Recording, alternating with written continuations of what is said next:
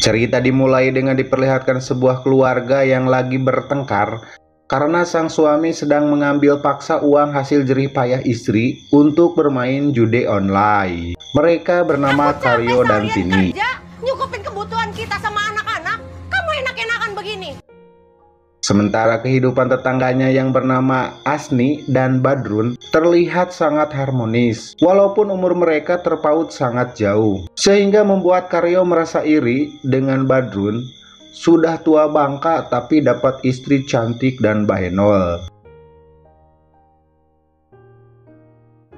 Pada suatu malam Asni marah besar pada suaminya Badrun karena dia udah lama pingin main jungkat-jungkit, tapi baru dijebit aja Badrun udah keluar duluan, hingga membuat Asmi tidak paus. Kenapa sih marah-marah? Aku nih belum puas, aku nih belum puas, aku nih belum puas. Tak sengaja Karyo mendengarkan pertengkaran tersebut dan mengintipnya dari erang-erang, sehingga Karyo tahu kalau Asmi tidak paus dengan cangkul suaminya. Hal tersebut dijadikan peluang oleh Karyo untuk deketin Asni. Sebagai seorang tetangga, keesokan harinya Asni bertamu ke rumahnya Tini dan Karyo untuk bersilaturahmi dan memberi sedikit oleh-oleh. Waktu Tini mau buatin minum, Karyo pun muncul. Dia tak menyia-nyiakan kesempatan emas ini. Karyo berusaha deketin Asni dengan segala cara. Tak lama kemudian Tini pun datang dan langsung menyuruh Karyo untuk pergi. Dia mulai sedikit curiga pada sikap Karyo. Semenjak Asni pulang, dia jadi sedikit daekan digawe, padahal dia itu adalah seorang pemalas. Sewaktu Asni pulang, Karyo mencegatnya dan tanpa basa-basi, dia langsung menyatakan keinginannya. Jika kamu tidak puas dengan suamimu, saya siap gantiin dia.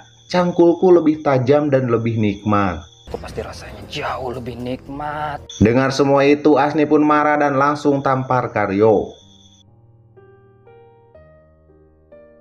Keesokan harinya Badrun dan anaknya pamit sama Asni kalau mereka akan pergi ke sawah. Tak sengaja Karyo melihatnya, sehingga kesempatan ini tak disia-siakan Karyo untuk dapetin Asni. Awalnya Asni marah dan mengusir Karyo, namun rayuan maut Karyo membuatnya kelepak-kelepek. Selain itu juga dia belum pernah merasakan cangkul yang membuatnya klimak, sehingga akhirnya Asni mau sawahnya dibajak oleh Karyo hingga becek-becek. Maknyos bosku, maknyos, jos. Setelah itu Karyo pun keluar dan hampir ketahuan sama istrinya. Tini heran kalau Karyo siang-siang begini keluyuran, tak seperti biasanya. Apalagi lihat pintu burungnya terbuka dan bau minyak perempuan. Bukan Karyo dong kalau gak bisa ngeles.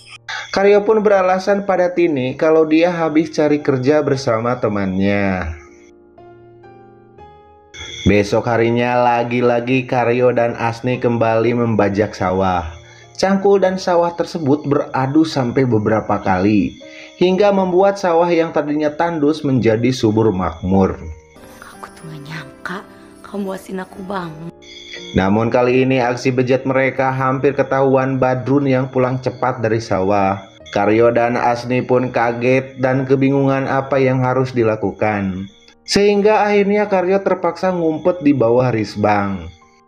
Dengan cepat dan lihai Asni pun mengalihkan perhatian suaminya dengan mengajak bermain jungkat-jungkit. Namun sewaktu mau main jungkat-jungkit, Badrun dikagetkan dengan baju pria yang ada di kasurnya. Dan dengan cepat pula Asni pun meyakinkan Badrun kalau itu baju raju anaknya. Dan permainan pun dimulai.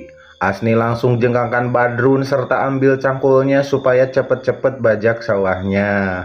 Au.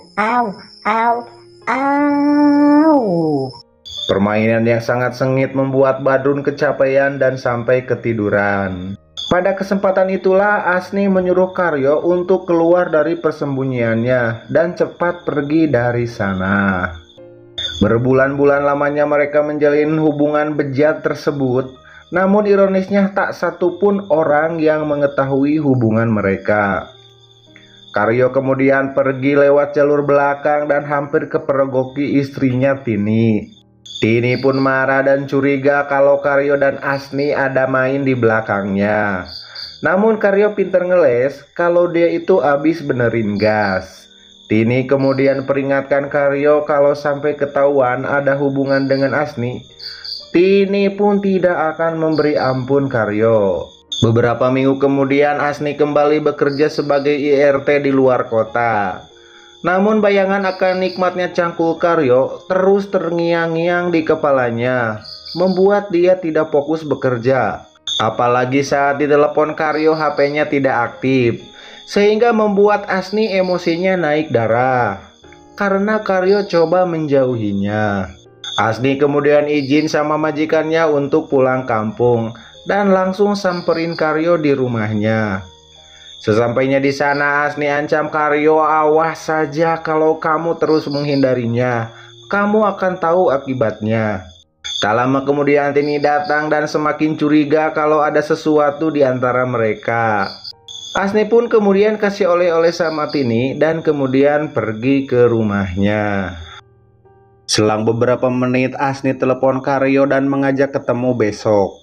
Dia peringatin Karyo kalau besok dia tidak datang, bukan istrinya saja yang dikasih tahu, tetapi seluruh desa akan mengetahuinya. Karyo pun mulai jengah dan bingung dengan teror yang dilontarkan Asni terus-menerus, sehingga membuatnya frustasi bagaimana mencari jalan keluarnya. Pagi itu Asni akan pergi mencuci ke sungai dan Karyo pun mengikutinya. Namun sepasang mata menjadi saksi bisu kalau ia membuntuti Asni pergi ke sungai. Sewaktu Asni mencuci, Karyo pun datang menghampirinya sambil marah-marah. Dan terjadilah proses memaeotkan Asni. Tanpa pandang bulu, tanpa rasa iba, dan tanpa manusiawi, Karyo membabi buta dengan kalap memaeotkan Asni. Setelah itu jasad Asni pun kemudian di kurungan Kukalakai dan Karyo pun pergi. Dan akhirnya kisah asmara Karyo berakhir di penjara. Karyo dijemput polisi di rumahnya untuk mempertanggungjawabkan perbuatannya. Tamat dengan ending yang sangat mencihuikan.